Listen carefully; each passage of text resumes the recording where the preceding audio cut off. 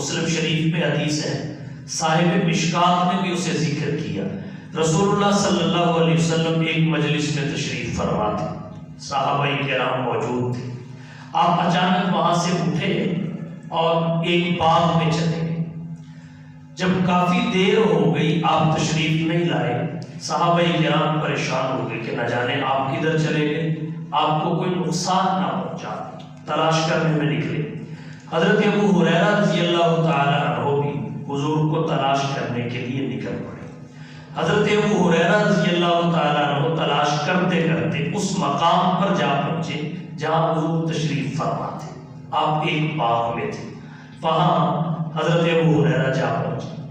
خیر، رسول اللہ صلی اللہ علیہ وسلم نے حضرت ابو ہریرہ کو وہاں سے یہ کہہ کے رخصت کیا کہ جو شخص یقین کے ساتھ کلمہ توحید پڑھے گا، لا الہ الا اللہ، وہ جنت میں ضرور جائے گا۔ حضرت ابو ہریرہ رضی اللہ تعالی عنہ نے عرض کیا، اللہ کے رسول، میں اس بات کی بشارت سنا دوں لوگوں کو؟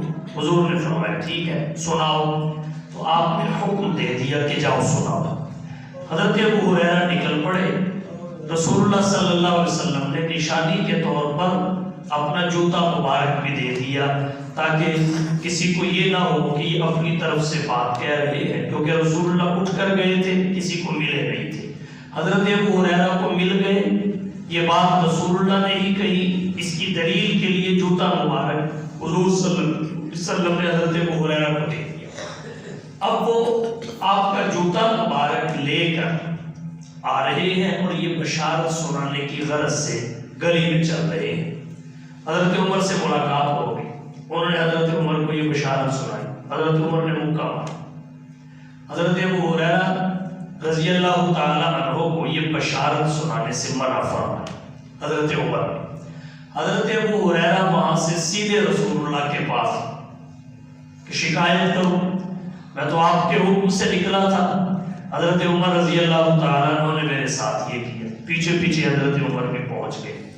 رسول اللہ صلی اللہ علیہ وسلم نے سوال کیا، اے عمر، ما حملک علی ما فعلت، تجھے اس چیز پر کس نے ابھارا جو تم نے کیا ہے، مکہ جو تم نے مارا، منع کر دیا، تجھے اس پر کس شے نے آمادہ کیا؟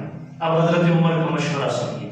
حضرت عمر نے عرض کیا، اللہ کے رسول، یہ میں نے اس لیے کیا کہ بات بالکل درست ہے، اگر یہ بشارت لوگوں نے سن لی تو عمل میں کمزور پڑ جائیں، عمل میں سست پڑ جائیں گے، کلمے پہ ہی اکتفا کر کے بیٹھ جائیں گے اور ان کی عملی زندگی کمزور ہو جائے۔